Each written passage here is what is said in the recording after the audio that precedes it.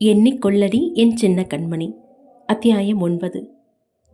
வருணும் ஷர்மிளாவும் ஒரே காரில் இருந்து இறங்குவதை கனிகா அதிர்ச்சியாக பார்த்தாள். லூசு, எங்கடி போன?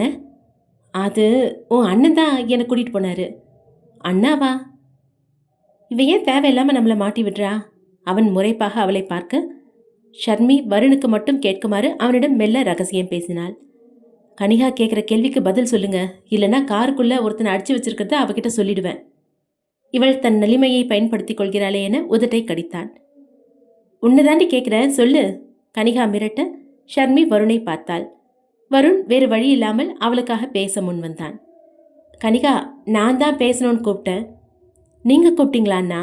உங்களுக்கு அவள் பழக்கமே இல்லை, அவ கூட என்ன பேச்சு? அது வருண் அடுத்து என்ன கூற என யோசிக்க, ஓ, அவ ஜாப் விஷயமா பேச வந்தீங்களா என கனிகாவே எடுத்து பேசினாள். வருணுக்கு ஒன்றும் புரியவில்லை. அவள் வேலை கேட்டு வந்த விஷயம்தான் வருண் அறியாததாயிற்றே. அந்நேரம் தப்பிக்க கனிகா கூறியதை ஆம் என ஒப்புக்கொண்டான். ஆமாம், அதுக்கு தான். ஷர்மியும் ஆம் என தலையாட்டி வைத்தாள். ஏண்டி சொல்லிட்டு போக மாட்டேன்? அண்ணா, அதுக்காக நீங்கள் நேரில் வந்து பேசணும்னு அவசியம் இல்லையே. சரி விடுடி, எத்தனை கேள்வி கேட்ப? ஷர்மி கனிகாவை சமாளிக்க முயற்சித்தான். அவளை வேறு பக்கமாக இழுத்துச் சென்றாள். அங்கே வந்திருந்த சப் இன்ஸ்பெக்டர் சரவணன் வருணிடம் பேச வந்தார். ஹலோ மிஸ்டர் வருண், எப்படி இருக்கீங்க? குட். நீங்கள் எப்படி இருக்கீங்க என பதிலுக்கு விசாரித்தான் வருண். நல்லா இருக்கேன். நீங்கள் என்ன இந்த பக்கம்? கோயிலுக்கு வந்தேன். சரவணனுக்கு நம்பும்படியாக இல்லை. பரவாயில்லையே, உங்களோட பிஸி ஒர்க் டைமில் கோயிலுக்கு வரலாம் நேரம் ஒதுக்குறீங்க. சரவணன் யதார்த்தமாக காரை நோக்க வருண் கிளம்ப தயாரானான். தங்கச்சி கூட வந்தேன். சரி, நான் ஆஃபீஸ் கிளம்புறேன். அவனின் செய்கையில் சரவணனுக்கு புரிந்தது. நாம் எதையும் தெரிஞ்சுக்க கூடாதுன்னு நம்மளை அவாய்ட் பண்ணிட்டு போகிறான். கனிகா, வருண் தன் தங்கையை அழைக்க, சொல்லுங்கண்ணா. கனிகா வந்ததும் சரவணன் அங்கிருந்து நகர்ந்தான். கனிகா, யார் அவ? அண்ணா, அவ யாருன்னு தெரியாமல் நீங்கள் அவ கூட பேசுனீங்களா? கனிகா, நான் கேட்டதுக்கு பதில் சொல்லு. அவ உனக்கு எப்படி பழக்கம்? அண்ணா, அவ பேர் ஷர்மிளா, பவித்ராவோட அக்கா. வாட்? பவித்ராவோட அக்காவா? பவித்ரா வீட்டுக்கு ஒரே பொண்ணு தானே? அண்ணா, பவித்ராவோட பெரியம்மா பொண்ணு தான் ஷர்மிளா. அவளுக்கு ஒர்க் கேட்டு தான் ஆஃபீஸ்க்கு வந்திருந்தோம். நீங்கள் கூட இப்போ அதை பற்றி அவ கூட பேசினதான் சொன்னீங்களே. நான் ஆஃபீஸ்லேருந்து கிளம்பின பிறகு சாண்டி கால் செஞ்சு சொன்னான். வருண் கனிகாவிடம் பேசும்பொழுது யதார்த்தமாக சரவணனை நோக்க அவன் ஷர்மிளாவிடம் சகஜமாக பேசிக் கொண்டிருந்தான். இவங்க 2 பேருக்கும் எப்படி பழக்கம்? இவங்களுக்குள்ள என்ன பேச்சு? வருண் யோசித்தவாறே அவனின் புருவத்தை சுருக்கினான். வருண் நம்மளை சந்தேகமாக பார்க்குறான் என்றான் சரவணன். எல்லாம் உன்னால தான் ஷர்மி. நான் முன்னையே சொல்லிட்டேன், நீ வர வரைக்கும் என்னால் காத்திருக்க முடியாதுன்னு. கொஞ்சம் பொறுமையாக இரு ஷர்மி. இப்படி அவசரப்பட்டனா இது நாள் வரை நம்ம செஞ்ச முயற்சி எல்லாம் வேஸ்ட்டாக போயிடும். வருணுக்கு அவர்களின் நடவடிக்கையில் சந்தேகம் வந்தது. கனிகா, நான் ஆஃபீஸ் கிளம்புறேன். அப்புறமா நீ ஆஃபீஸ்க்கு வா, உங்ககிட்ட பேசணும். சரிண்ணா. வருண் அங்கிருந்து கிளம்பினான். கனிகா ஷர்மியின் அருகே செல்ல, ஷர்மி போலாமா என்றாள். சரி, நான் காரை எடுக்கிறேன், நீ பேசிட்டு வா என கனிகா முன்னே சென்றாள். செல்லும் கனிகாவை பார்த்தான் சரவணன். வேண்டுமென்றே இரும்பி அவன் கவனத்தை தன் பக்கம் திருப்பினாள் ஷர்மி. எத்தனை நாளைக்கு இப்படி பார்த்துக்கிட்டே இருக்க போற? போய் பேச வேண்டியது தானே? நீ வேற ஷர்மி, என் லெவலுக்கு அந்த பொண்ணு என்னை திரும்பி பார்த்தாலே பெருசு. அவங்க ரேஞ்சே வேற. இப்போ கூட பாரு, உன் பக்கத்தில் தான் நான் இருக்கேன். ஒரு ஃபார்மாலிட்டி கூட என்னை பார்த்து சிரிக்கல. உனக்கு என்னடா குறைச்சல்? நல்லா படிச்சிருக்க, போலீஸ் ஆஃபீஸர். நீ மொட்டையாக சொல்கிற ஷர்மி. நான் போலீஸ் ஆஃபீஸர் தான், ஆனால் சாதாரண சப் இன்ஸ்பெக்டர். மனசை விட்டு பேசாததுனால தான் நிறைய காதல் வெளியே வர்றதில்ல என்றாள் அவள். காதலா? சும்மா அந்த பொண்ணை பிடிச்சிருக்கேன்னு பார்த்தேன். பொறுத்தோன்னு ஒன்று இருக்கணும்ல. சரி கனிகா, வெயிட் பண்ணுறா, நீ போ. எது பண்ணுறதா இருந்தாலும் ஒரு வார்த்தை சொல்லிட்டு பண்ணு, அவசரப்படாத. வருணோட லொக்கேஷனுக்கு நீ தனியாக போனதே வருணுக்கு சந்தேகம் வந்திருக்கும். நீ இதோ வந்துட்டேன்னு சொல்லிட்டு இவ்வளோ லேட்டாக வர? உனக்காக நான் காத்துட்டு இருந்தா இந்த வருண் பண்ணுற வேலையெல்லாம் தெரியாமலே போயிருக்கோம். நீ தான் வருண் வேலை எந்த டவுட்டும் இல்லைன்னு சொன்னல. ஆமாம், அதுக்காக நாம் அவனை கண்டுக்காமல் இருந்தா எப்படி? அவன்கிட்ட இருந்தால் நமக்கு ஏதாவது தகவல் கிடைக்கலாம்ல. இப்போ என்ன பண்ணிட்டு இருந்தான் தெரியுமா? சாயப்பட்டறையிலேருந்து ஒரு ஆளை அடித்து மயக்கமாக்கி வண்டிக்குள்ளே வச்சுருக்கான். அதுவும் அவன் இந்த வேலையை பண்ணுறது கண்டிப்பாக அவனோட ஃப்ரெண்ட்ஸுக்கு தெரியாமல் தான் இருக்கும். சரி, நான் வருணை ஃபாலோ பண்ணி என்ன விஷயம் தெரிஞ்சுக்கிறேன் என்றான் சரவணன். ஷர்மி. கனிகா அவளின் பெயரை உச்சரித்து கார் ஹாரன் அடித்தாள். சரி, நீ போ. கனிகா ரொம்ப நேரமாக வெயிட் பண்ணுறா. ஓகே. ஷர்மி அங்கிருந்து கிளம்பினாள். ஷர்மியை வீட்டில் டிராப் செய்துவிட்டு பவித்ராவின் தாயிடம் பேசிக் கொண்டிருந்தாள் கனிகா. வருண் சாயப்பட்டறையிலிருந்து கடத்தி கொண்டு வந்த ஆளை அடி வெளுத்து வாங்கி கொண்டிருந்தான்.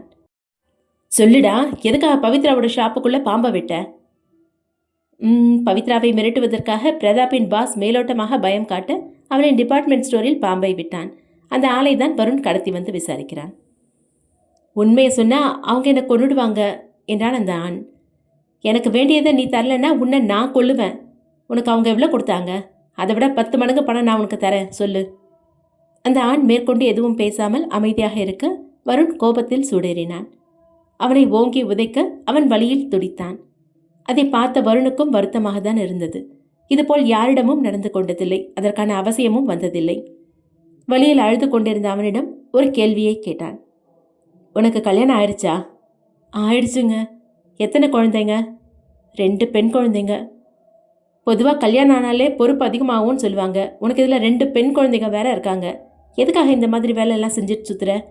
கோவத்தில் நான் உன்னை அடித்து கொள்றேனே வச்சுக்கோ. உன்னோட மனைவியும் அந்த 2 குழந்தைங்களையும் யார் காப்பாற்றுவாங்க? அவங்கள காப்பாற்று தான் அன்றைக்கி அந்த டிபார்ட்மெண்ட் ஸ்டோருக்குள்ளே நான் பாம்பே விட்டேன். என்ன காப்பாற்றவா? ஆமாம், எனக்கு வேலை கொடுக்குற ஆள் யார், எப்படி இருப்பாங்கன்னு எனக்கு எதுவும் தெரியாது. அவனோட நம்பர்லேருந்து எனக்கு கால் வரும், ஆனால் ப்ரைவேட் நம்பர்னு போட்டு வரும். அந்த நம்பரை பற்றின எந்த விவரத்தையும் என்னால் சேகரிக்க முடியாது. எனக்கு அது தேவையும் படலை. அப்படின்னா அவன் வழக்கமாக உனக்கு வேலை கொடுக்குற ஆளுன்னு சொல்கிறியா? ஆமாம். அவன் பெயர் கூடவா தெரியாது? தெரியாது, சாருன்னு தான் கூப்பிட்டு பேசுவேன். எந்த மாதிரி வேலையெல்லாம் கொடுப்பான்? சில பொண்ணுங்களோட டீட்டெயில்ஸ் அனுப்பி அந்த பொண்ணுங்களை 1 மாதத்துக்கு ஃபாலோ பண்ண சொல்லுவான். அவங்க என்ன பண்ணுறாங்க, யாரை பார்க்குறாங்கன்னு. இந்த வேலையை தான் என்கிட்ட கொடுப்பான். ஆனால் அன்றைக்கி புதுசாக ஒரு டிபார்ட்மெண்ட் ஸ்டோருக்குள்ளே பாம்பை கொண்டு போய் விடணும்னு சொல்லி கொடுத்தான். எனக்கு பயமாக இருக்குது, நான் முடியாதுன்னு சொன்னப்போ என் பொண்டாட்டி குழந்தைங்கள கொன்னுடுவேன்னு மிரட்டினான். வேறு வழி இல்லாமல் தான் நான் அதை பண்ணேன். அவன் வழியில் துடித்து கொண்டே கூறுவதை பார்க்க உண்மையை தான் கூறுகிறான் என உணர முடிந்தது. பொண்ணுங்களை ஃபாலோ பண்ண சொல்லுவான்னு சொன்னல, அது எதுக்குன்னு தெரியுமா? இல்லை சார், எனக்கு அதெல்லாம் தெரியாது. 1 மாதத்துக்கு ஃபாலோ பண்ண சொல்லுவான். ஃபாலோ பண்ணிவிட்டு எங்கே போனாங்க, யாரை பார்த்தாங்க, அந்த மாதிரி விஷயத்த மட்டும் அவனுக்கு இன்ஃபார்ம் பண்ணிவிடுவேன். நீ தான் அவனை காண்டாக்ட் பண்ண முடியாதுல்ல, இதெல்லாம் எப்படி இன்ஃபார்ம் பண்ணுவ? அவனே எனக்கு கால் பண்ணுவான் சார். பெருசாக ஒன்றும் இல்லை, அதிகபட்சம் மாதத்துக்கு 2 பொண்ணுங்களை ஃபாலோ பண்ண சொல்லுவான். அதனால அப்பப்போ கேப் விட்டு கால் பண்ணி விஷயத்தை தெரிஞ்சுக்குவான். அவங்கள பற்றி வேறு எந்த விவரமும் தெரியாதா? நான் நிஜமாக தான் சொல்கிறேன் சார், இதுக்கு மேலே எனக்கு எதுவும் தெரியாது. அவனுக்கு ஏற்கனவே உயிர் போகும் வழியை உணர வைத்தாயிற்று. மேலும் துன்புறுத்த மனமும் இல்லை, தெரிந்தால்தானே கூறுவான் என வருணுக்கும் சங்கடமாக இருந்தது. சரி, அவன் ஃபாலோ பண்ண சொன்ன பொண்ணுங்களோட டீட்டெயில்ஸை மட்டும் எனக்கு கொடு. அந்த ஆண் யோசித்தான். கவலைப்படாத, நீயோ உன்னோட குடும்பமோ இந்த ஊர்லேயே இருக்க வேணாம். உங்களை பாதுகாப்பாக பார்த்துக்க வேண்டியது என்னோட பொறுப்பு. வருணின் கண்களில் தெரிந்த உறுதியை நம்பி அந்த ஆணும் விவரத்தை கொடுத்தான். அந்த ஆணின் மொபைலில் இருந்து விவரங்களை பெற்றுக்கொண்டு அவனை விடுவித்து வருணும் அங்கிருந்து கிளம்பினான். வருண் ஆஃபீஸுக்கு சென்றதும் அவனை சந்திப்பதற்காக கேபினில் கனிகா காத்து கொண்டிருந்தாள். என்னண்ணா, பேசணும்னு வர சொன்னீங்க? நீ என்ன பண்ணுற கனிகா? யார் அந்த பொண்ணு? அவ கூட என்ன புது பழக்கம்? அண்ணா, அதான் நான் ஏற்கனவே சொன்னேனே, பவித்ராவோட பெரியமா பொண்ணு ஃபாரின்லேருந்து வரான்னு. அந்த பொண்ணு தான் இவ, ஷர்மி. அது சொன்ன ஞாபகம் இருக்கு, ஆனால் அவளோட நடவடிக்கை எனக்கு வித்தியாசமாக தெரியுது. இத்தனை வருஷத்தில் நீயே அவளை 2 தடவை தான் பார்த்துருக்கேன்னு சொல்கிற. ஆனால் சப் இன்ஸ்பெக்டர் சரவணன் கூட ரொம்ப சகஜமாக நின்று பேசிகிட்டு இருந்தா, அது எப்படி? அண்ணா, பவித்ரா, ஷர்மிளா, சப் இன்ஸ்பெக்டர் சரவணன் இவங்க 3 பேரும் ஒரே குடும்பத்து ஆளுங்க. என்ன, ஒரே ஃபேமிலியா? வருணுக்கு அதிர்ச்சியாக இருந்தது. ஆமாண்ணா, அவங்க 3 பேருமே ஒருத்தருக்கு ஒருத்தர் அத்தை பசங்க, அத்தை பொண்ணுங்க. முதல்ல பவித்ராவை சரவணனுக்கு பொண்ணு கேட்டு வந்தாங்க அவரோட அம்மா. ஆனால் பவித்ராவோட அப்பாவுக்கு உங்களுக்கு கல்யாணம் பண்ணி கொடுக்கணுன்னு தான் ஆசை.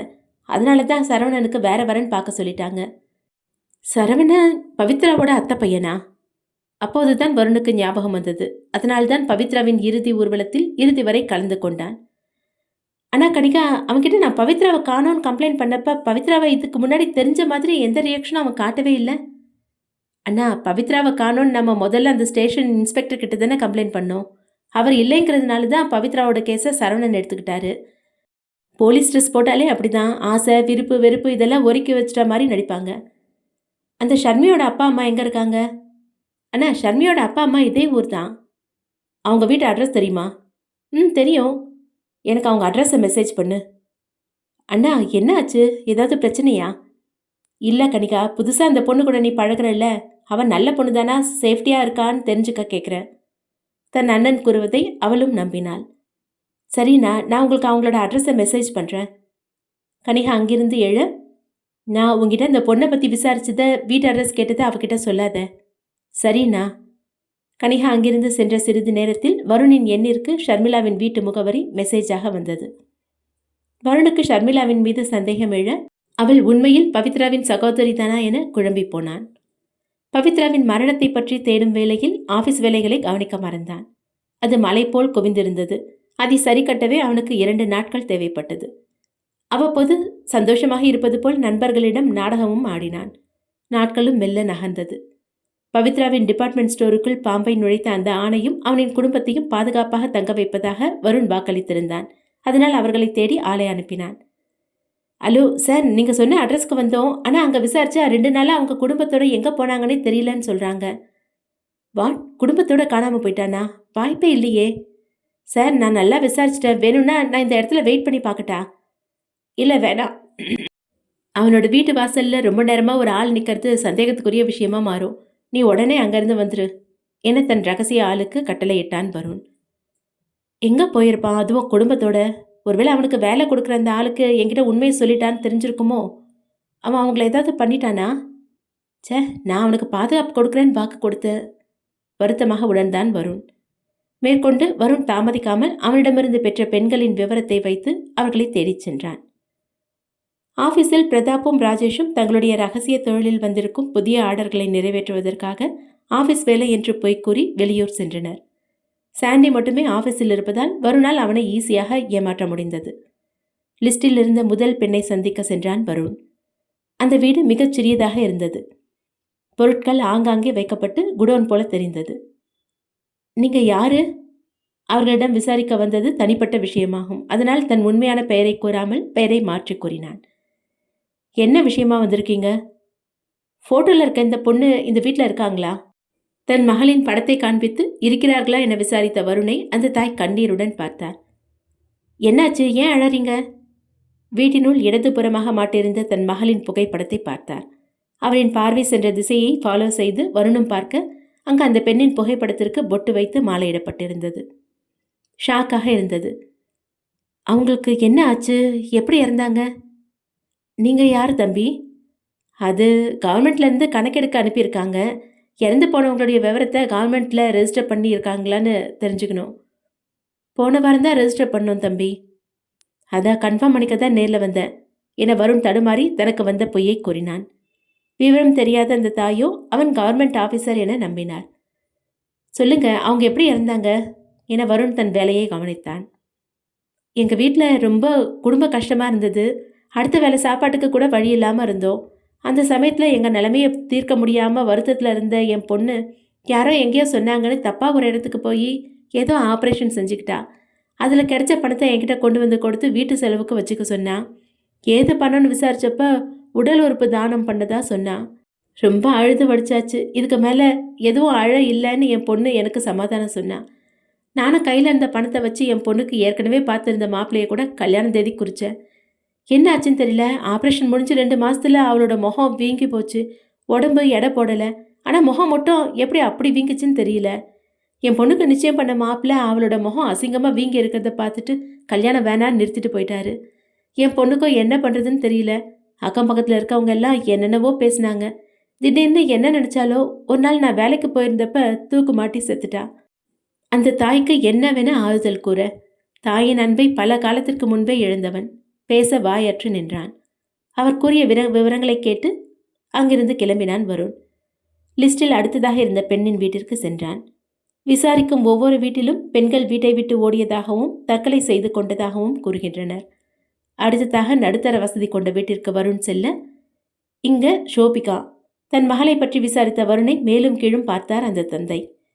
கேட்ட கேள்விக்கு பதில் தராததால் மீண்டும் கேட்டான். ஷோபிகா? அவர் அழ ஆரம்பித்தார். வருணுக்கு அப்பொழுதே புரிந்துவிட்டது, இறந்து விட்டாள் போல. உங்க பொண்ணு எப்படி இறந்தாங்க? வருண் கேட்ட கேள்விக்கு கொதித்தார் அந்த தந்தை. என்னடா சொன்ன? கோபத்தில் அவனின் காலரை பிடித்தார். என்ன பண்றீங்க? வருண் புரியாமல் இருந்தான். என் பொண்ணு இறந்துட்டான் யாருடா சொன்னா? இவர் சொல்றதை பார்த்தா உயிரோட இருக்கா போல என வருணுக்கு தோன்றியது. அப்பா, என்ன பண்றீங்க? முக்காடு அணிந்த நிலையில் ஒரு பெண் வீட்டு வாசலை நெருங்கினாள். அப்பா, அவரை விடுங்க, விடுங்கப்பா. முகம் மறைத்து நின்றிருந்த பெண்ணை பார்த்தான். இவள்தான் அவர் பெண்ணா? அப்பா, நீங்க உள்ள போங்க. அவனை இங்கிருந்து போக சொல்லுமா. நான் சொல்றேன், நீங்க உள்ள போங்க. யார் நீங்க? நீங்க ஷோபிகா? நான் தான். என்ன விஷயம்? அவனால் நேரடியாக எதுவும் கேட்க முடியவில்லை. என்னவென்று கேட்பான்? உங்களை ஒருத்தர் 1 மாசமா ஃபாலோ செஞ்சான், காரணம் தெரியுமா என்றா கேட்க முடியும்? உங்க முகத்துக்கு என்ன ஆச்சு? அவள் முகத்தை பற்றி கேட்டதும் கோபப்பட்டாள். நீங்க எதுக்கு அதை தெரிஞ்சுக்கணும்? யார் நீங்க? ஒரு முக்கியமான காரணத்துக்காக தான் கேட்குறேன், ப்ளீஸ் சொல்லுங்க. அவளுக்கு பதில் கூற பிடிக்கவில்லை. உங்களுக்கு எந்த பதிலும் என்னால் சொல்ல முடியாது, இங்கிருந்து போங்க என கதவை சாத்திவிட்டாள். ப்ளீஸ் கதவை தருங்க, நான் உங்களை இனி தொந்தரவு செய்ய மாட்டேன், இந்த விஷயத்தை மட்டும் சொல்லிட்டு போங்களேன். அவனிடம் எந்த பதிலும் இல்லை. என் காதலியோட மரணத்துக்கு காரணம் தேடி வந்திருக்கேன் என்றான். அவனின் குரலை கேட்டு கதவை திறந்தாள். எதிரில் அந்த பெண் நின்றிருந்தாள். உங்க காதலிக்கும் என் மாதிரி முகம் வீங்கி போச்சா என்றாள். அவன் வருத்தமானான். இல்ல, தற்கொலை செஞ்சுக்கிட்டா என்றான். அவளுடைய மரணத்துக்கோ உங்க நிலைமைக்கோ ஏதோ சம்மந்தம் இருக்கு. உங்க காதலியோட போட்டோ இருக்கா? தன் பர்சில் இருந்த பவித்ராவின் போட்டோவை காட்டினான் வருண். எவ்வளோ அழகா இருக்கு அந்த பொண்ணு என எண்ணினாள் ஷோபிகா.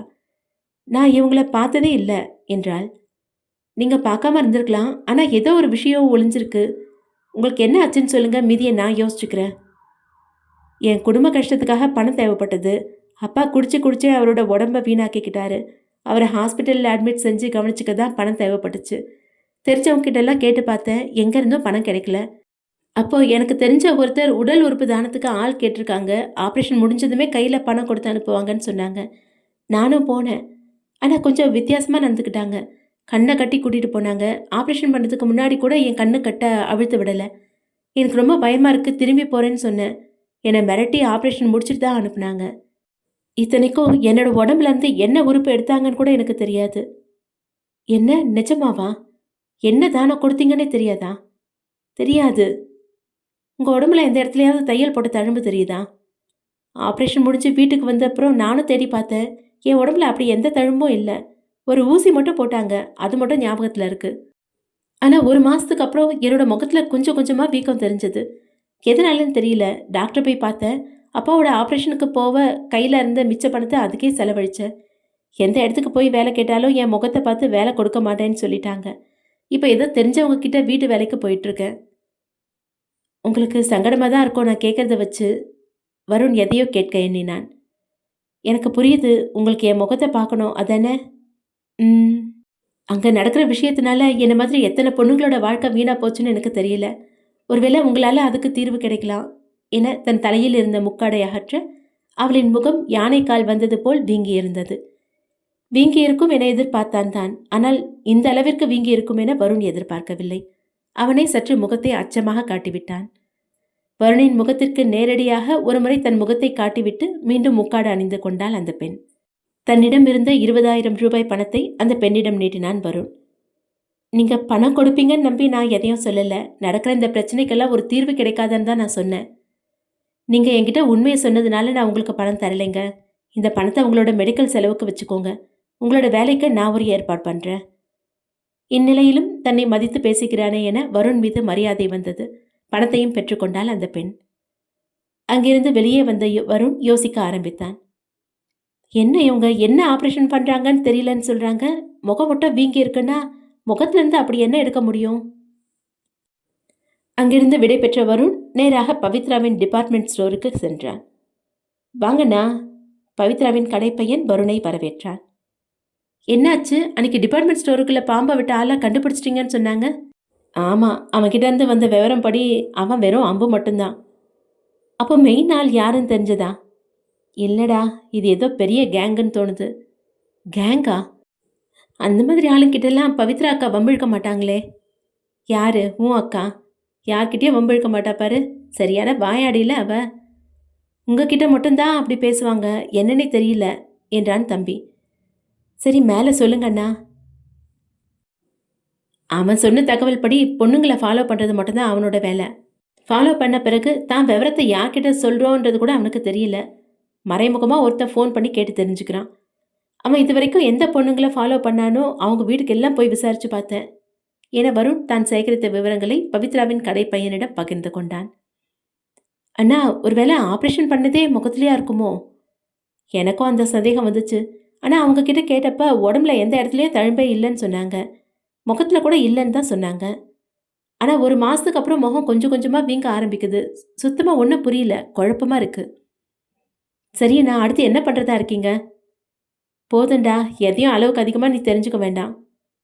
நீங்களும் பவித்ரா அக்கா மாதிரியே பண்ணாதீங்க. நான் ஒன்றும் சின்ன பையன் இல்லை, எனக்கும் கல்யாண வயசு வந்துருச்சு. அப்படியா? சாருக்கு லவர் இருக்காங்களோ? ஆமாம், என் தங்கச்சிக்கு கல்யாணம் முடிகிற வரைக்கும் எனக்காக காத்திருக்கேன்னு சொல்லியிருக்கா. பவித்ரா அக்கா இருந்தாங்கன்னா இந்நேரம் உங்களுக்கும் கல்யாணம் முடிஞ்சிருக்கும். நான் உரிமையாக உங்களை மாமான்னு கூப்பிட்ருப்பேன். உனக்கு விருப்பம்னா என்ன மாமானே கூப்பிடு. உங்களுக்கு திடீர்னு என்ன ஆச்சு என கேட்டான் அந்த தம்பி. எனக்கு என்ன ஆச்சு, நல்லா தான் இருக்கேன். இல்லை, முன்னெல்லாம் கடை பக்கம் வந்தால் கூட உள்ளே வரமாட்டீங்க. உங்கள் ஃப்ரெண்ட்ஸ் மட்டும் இறங்கி வந்து தேவையானதை வாங்கிக்குவாங்க. பவித்ரா அக்காவும் உங்கள் கூட எப்பவும் சண்டை போட்டுகிட்டே தான் இருப்பாங்க. நீங்களும் அப்படி தான். ஆனால் அக்கா இறந்த பிறகு அடிக்கடி வரீங்க, என்கிட்ட நல்லா பேசுகிறீங்க. அக்காவோட மரணத்துக்கு காரணம் தெரிஞ்சுக்க இவ்வளோ கஷ்டப்படுறீங்க. இதெல்லாம் எதுக்கு? உண்மையை கூறதான் அவனுக்கும் எண்ணம். ஆனால் என்ன பிரயோஜனம்? மௌனமாக எழுந்து போயிட்டு வர என்றான்.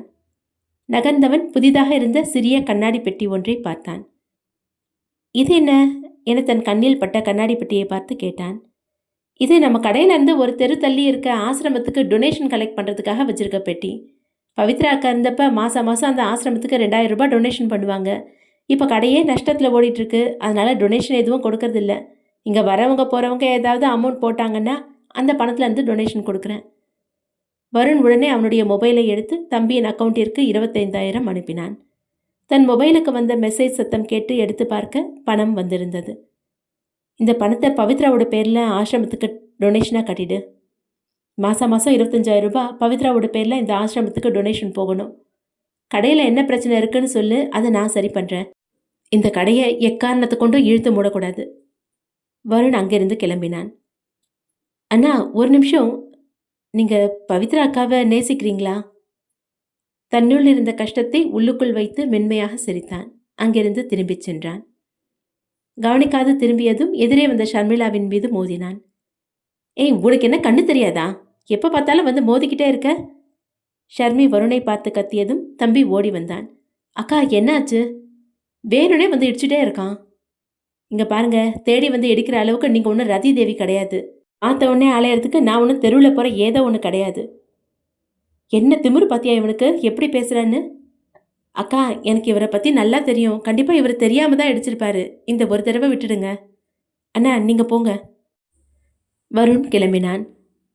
ஆளை பாரு, சரியான பஜாரி, எப்படி பேசுறா? அவளை திட்டும் வேளையில் பஜாரி என்ற வார்த்தையை உரைத்ததும் நின்று விட்டான். இது நாள் வரை வாழ்க்கையில் பஜாரி என ஒருத்தியை திட்டியதுண்டு என்றால் அது பவித்ராவை மட்டும்தான். அந்த வார்த்தையை கூறியதும் பவித்ராவின் நினைவு வந்தது. அவளை திரும்பி பார்த்தான். உள்ளே சென்று விட்டிருந்தாள். தம்பி மட்டும் அங்கு காத்திருந்தான். டேய், இங்க வா. என்னண்ணா? இப்போ உள்ளே போகிற பொண்ணு யாருன்னு தெரியுமா உனக்கு? தெரியும்ண்ணா, பவித்ரா அக்காவோட பெரியம்மா பொண்ணு. நீ உங்களை இதுக்கு முன்னே நேரில் பார்த்துருக்கியா? இல்லைண்ணா, நேற்று காலையில் தான் பவித்ரா அக்காவோட அம்மா கூட இவங்க வந்தாங்க. அம்மா தான் அறிமுகப்படுத்தி வச்சாங்க. ஃபாரினில் இருந்தாங்களாம் இத்தனை வருஷம். சரி, நீ போ என்றான். உள்ளே சென்ற ஷர்மிளா வருணை பற்றி தம்பியிடம் விசாரித்தாள். டேய் தம்பி, இப்போ வந்துட்டு போனவரை பற்றி நல்லா தெரியும்னு சொன்னியே, அப்படி என்ன தெரியும்?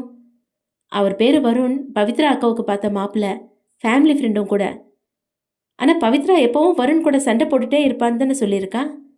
அதான்க்கா எனக்கும் புரியல. இவர் பவித்ரா அக்காவை நேசிக்கிறாருன்னு நினைக்கிறேன். தம்பி இதை கூறியதும் ஷர்மிளாவுக்கு கண்கள் விரிந்தது. என்னடா சொல்கிற? ஆமாக்கா, இன்னமும் பவித்ரா அக்கா மேலே காதல் இருக்கு. என் அக்கௌண்ட்டுக்கு 25,000 அனுப்பியிருக்காரு. எதுக்குடா? மாதம் பவித்ரா அக்கா ஒரு ஆசிரமத்துக்கு டொனேஷன் தருவாங்க. கடை நஷ்டத்தில் ஓடுறதுனால தர முடியலன்னு சொன்னேன். உடனே 25,000 அனுப்பி இனிமேல் மாதம் நான் அனுப்புகிற பணத்தை பவித்ரா பேரில் ஆசிரமத்துக்கு கொடுன்னு சொல்லிட்டு போகிறாரு. அது மட்டும் இல்லை, நஷ்டத்தில் இருக்க கடையாக இருந்தாலும் எப்பவும் மூடுற நிலைக்கு வரக்கூடாது. கடைக்கு என்ன தேவைனாலும் நான் செய்கிறேன்னு சொல்கிறாரு. பவித்ரா அக்கா மேலே காதல் இல்லாமல் இதெல்லாம் எதுக்கு பண்ணணும் என்ன தம்பி கேட்க ஷர்மிளாவுக்கு அப்போதுதான் விஷயம் புரிந்தது. ஷர்மிளாவுக்கு உடனே சரவணனிடம் பேச வேண்டிய அவசியம் வந்தது. உடனே அங்கிருந்து கிளம்பினாள். அக்கா என்னாச்சு, வந்ததும் கிளம்புறீங்க? ஒரு முக்கியமான வேலையாக போகிறேன், வந்து கால் பண்ணுறேன். ஹலோ சரவணன், சொல்லு ஷர்மி. எங்கே இருக்க? ஸ்டேஷனில் தான். நான் உடனே உன்னை பார்க்கணும். சரி வா, ஸ்டேஷனில் கொஞ்சம் வேலை இருக்குது, என்னால் இப்போ வெளியே வர முடியாது. சரி நானே வரேன். ஃபோனை வைத்த 1/4 மணி நேரத்திலேயே ஸ்டேஷன் வாசலில் வந்து இறங்கினாள் ஷர்மி. சேரில் அமர்ந்திருந்த சரவணன் அவள் வரும் வேகத்திலேயே புரிந்து கொண்டான் ஏதோ முக்கிய விஷயம் உள்ளது என. வந்தவள் நேராக அவன் எதிரே அமர்ந்தாள். என்ன ஷர்மி, என்ன விஷயம்? வருண் பவித்ராவை காதலிக்கிறான் போல. ஷர்மி இதை கூறியதும் சரவணனுக்கு அதிர்ச்சி எதுவும் இல்லை. ஏனென்றால் அவன் இது முன்பே அறிந்ததுதான். அப்படியா என சாதாரணமாக கூறினான். சாதாரணமா சொல்ற? எனக்கு இந்த விஷயம் முன்னாடியே தெரியும். ஏன் என்கிட்ட சொல்லல? நீ என்ன காரியமா வந்தியோ அதுதான் முதல்ல கவனிக்கணும். வருண், பிரதாப், ராஜேஷ், சாண்டி இவங்க 4 பேரையும் நீ ஒரே கோணத்துல பார்க்கணும். அப்பதான் இந்த கேஸ்ல சரியான விவரத்தை தெரிஞ்சுக்க முடியும். அதனால தான் வருண் பவித்ராவை காதலிச்ச விஷயத்த உன்கிட்ட சொல்லல. வருண் பவித்ராவை நேசிக்கிற விஷயம் உனக்கு எப்போ தெரிஞ்சது என சரவணனிடம் கேட்டாள். வருண் பவித்ராவை காணவில்லை என கம்ப்ளைண்ட் செய்த நாளிலிருந்து நடந்த ஒவ்வொன்றையும் கூறினான். இறுதியாக போஸ்ட்மார்ட்டம் செய்து கொண்டு வந்த பவித்ராவின் டெட் பாடிக்கு அவன் நெற்றியில் முத்தமிட்டதையும் கூறினான். கேட்க கேட்க அவளுக்கு கண்கள் கலங்கியது. நீரில் மூழ்கி அசிங்கத்தின் தோற்றமாக இருந்த அந்த உடலுக்கு பாசமாக முத்தம் வைத்தானா என கண்ணீர் வழிந்தது. நீ இப்படியெல்லாம் எமோஷன் ஆவன்னு தான் உங்ககிட்ட நான் சொல்லலை. என்ன காரியத்தை முடிக்க இந்த ஊருக்கு வந்தியோ அந்த வேலையை முதல்ல கவனி. இப்போ இங்கேருந்து போறியா? எனக்கு வேலை இருக்கு என சரவணன் துரத்தினான். ஸ்டேஷனில் இருந்து அதிர்ச்சி நிலையிலேயே வெளியே வந்தாள்.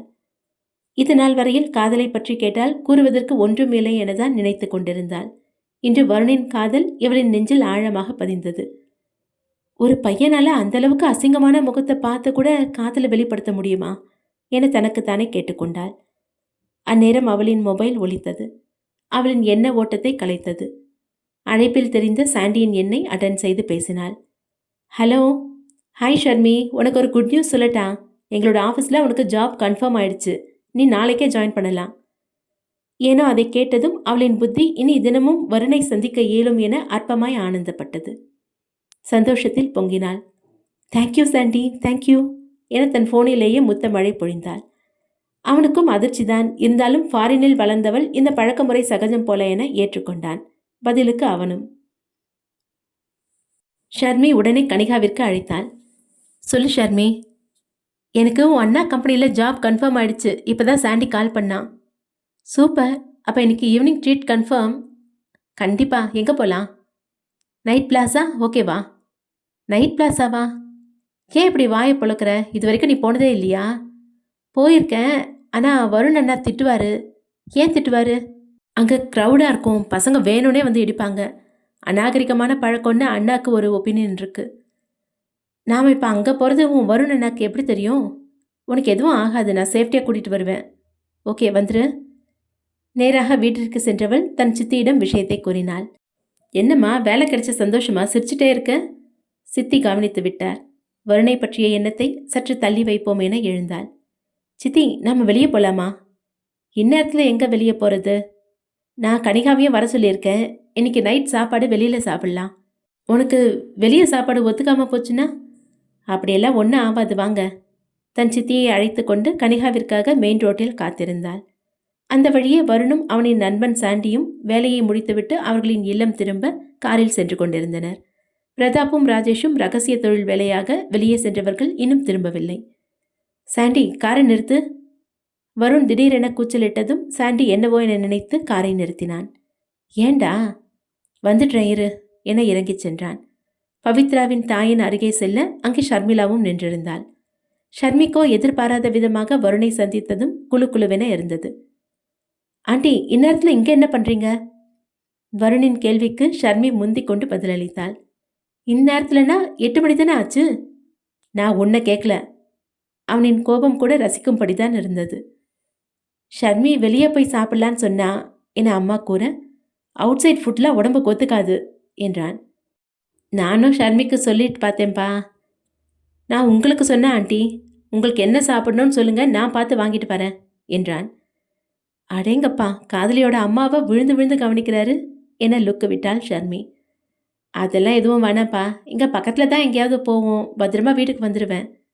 ஷர்மி யதார்த்தமாக இடது பக்கமாக திரும்ப அங்கு கனிகா ஒளிந்து நின்றிருந்தாள். இவன் என் மரத்துக்கு பின்னாடி ஒளிஞ்சிட்ருக்கா? கனிகாவின் பெயரை உச்சரித்து அழைக்க ஷர்மி வாய் திறக்க கனிகா வேண்டாம் என சைகை காட்டினாள். அவளின் பயத்தை உணர்ந்த ஷர்மி தன் மொபைலில் கனிகாவிற்கு அழைத்தாள். வருணை விட்டு சற்று தள்ளி நின்று கனிகாவிடம் பேசினாள். ஏன் அங்கே நின்றுட்டுருக்க? அண்ணா அங்கே என்ன பண்ணுறாரு? வெளியே சாப்பிட போகலான்னு சொன்னதுக்கு சித்தியோட உடம்புக்கு ஒத்துக்காதுன்னு ஆர்கியூமெண்ட் பண்ணிகிட்ருக்காரு. நானும் கூட வரேன்னு மட்டும் சொல்லிடாத. ஏன் சொன்னா என்ன கடிச்சு தின்றுவாரா? ஒன்றும் பண்ண மாட்டாரு. நான் தான் திட்டு வாங்கணும். அவுட் சைட் ஃபுட்டெல்லாம் சாப்பிடக்கூடாதுன்னு அண்ணா ஸ்ட்ரிக்டாக சொல்லியிருக்காரு. கனிகாவுடன் பேசிவிட்டு ஷர்மி திரும்பி வர மீண்டும் அதே பேச்சு தான் ஓடிக்கொண்டிருந்தது. அடடா மிஸ்டர் வருண், இப்போ என்ன இவங்க அவுட் சைட் ஃபுட் சாப்பிடக்கூடாது அவ்வளோதானே? சித்தி நீங்கள் வீட்டுக்கு வாங்க என அவளின் சித்தியை அழைத்து சென்றாள். போயிட்டு வரேன்ப்பா என வருணை பார்த்து குறிச்சென்றாள். இவள் சரியான இடியட், இஷ்டத்துக்கு என்னென்னமோ பண்ணுறா, முதல்ல இவளை கவனிக்கணும் என வருண் தனக்குள்ளே பேசிக்கொண்டே காரில் ஏறி அமர்ந்தான். என்னடா பண்ணுற நீ? காரை நிறுத்துன்னு சொன்ன 1/4 மணி நேரமாக ஆளை காணோம். இப்போ தனியாக புலம்பிட்டு வர? ஒன்றும் இல்லை, நீ போடா. சிறிது தூரம் சென்றதும் சாண்டி காரை நிறுத்தினான். கார் நின்றதும் வருண் பார்க்க சாண்டி சிரித்தான். உனக்கு என்னடா? சாண்டி கை நீட்ட அந்த இடத்தில் நைட் பிளாஸா இருந்தது. டேய் வேணா, நான் ஏற்கனவே தலைவலியில் இருக்கேன், இதில் இது வேறையா? டேய் வருண் ப்ளீஸ்டா, இன்னைக்கு ஒரு நாள் மட்டும். பிரதாப் தான் விடமாட்டான்னா நீயும் அதே பண்ணாதடா ப்ளீஸ் ப்ளீஸ். அவன் கெஞ்சலில் எரிச்சலானவன் சரி போடா நச்சரிக்காத. கார் நைட் பிளாஸாவிற்குள் சென்றது. நீயும் உள்ள வாடா. நான் வரல, நீ போ. டேய் சாமியார் மாதிரி இருக்காதீங்கடா, இந்த வயசில் அனுபவிக்காமல் எப்போ அனுபவிப்பீங்க? டேய் போனா போட்டோன்னு உள்ளே கூட வரேன், ஆனால் நீ மட்டும் எனக்கு அட்வைஸ் பண்ணாத என வருண் காரிலிருந்து இறங்கினான். ஏண்டா எனக்கு என்ன குறைச்சல்? வருணும் சாண்டியும் பிளாசாவினுள் நுழைய முயற்சிக்க அங்கிருந்த பவுன்சர்கள் அவர்களை தடுத்தனர். ஏன் என்னாச்சு? சாண்டி கேட்க கப்புள்ஸ் ஒன்லி அலவுடு. எது கப்புள்ஸா? அதுக்கு நான் எங்கே போவேன்? முடிஞ்சதா போலாமா என வருண் அழைக்க டேய் நில்லுடா. என்னடா அதான் கப்புள்ஸ் மட்டும் சொன்னாங்கல்ல, அப்போ எங்கள் கூட உள்ளே வரீங்களா? குரல் கேட்டு திரும்ப அங்கே ஷர்மி நின்றிருந்தாள். இவளா? ஹாய் ஷர்மி. ஹாய் சாண்டி. உள்ளே போகணுமா என்றாள். ஆமாம் ஷர்மி, ஜோடியாக போனதான் உள்ளே விடுவாங்களாம். நானும் அதான் போகாமல் வெளியே வெயிட் பண்ணுறேன் என்றாள். சரி நீ ஒரு ஆள் தான் இருக்க, நாங்கள் 2 பேர் இருக்கோமே என வருணை இணைத்து கை காண்பித்தான் சாண்டி. அதான் இன்னொரு ஆள் இருக்கே என தன் அருகே கை காட்டினாள். நீ யாரை சொல்கிற? அங்கே யாரும் இல்லையே. சாண்டி கூறியதை கேட்டு தன் அருகே தலை திருப்பி பார்க்க அங்கு நின்றிருந்த கனிகாவை காணவில்லை. எங்கே போனா அவ என ஷர்மி கேட்க நீ யாரை தேடுற? கனிகாவை தான், என் கூட தான் இருந்தா. எது கனிகாவா? வருண் ஷாக்கானான். என்னதான் வசதி அதிகமான குடும்பத்தில் பிறந்திருந்தாலும் கட்டுப்பாடு முக்கியம் என தன் தங்கையை சிறு வயதிலிருந்தே கண்டித்துதான் வளர்ப்பான். மதிமாறன் கூட இதையெல்லாம் பெரிதாக கவனித்துக் கொள்ள மாட்டான். பின்னால் பார்க்கிங்கில் காரின் பின்னே ஒளிந்திருந்தாள் கனிகா. அவளை வலுக்கட்டாயமாக இழுத்து வந்தாள் ஷர்மி. ஏய் என்னை விடுடி, வருணண்ணா இருக்காரு. அதான் பார்த்துட்டார்ல, இதுக்கு மேலே ஒளிஞ்சு என்ன ஆக போகுது, வெளியே வா என கைப்பிடித்து அழைத்து வந்தாள். வருண் கனிகாவை கூர்மையாக பார்த்தான். கனிகா பயந்து நின்றிருந்தாள். நீ எப்போ இருந்து இங்கெல்லாம் வர ஆரம்பிச்ச கனிகா?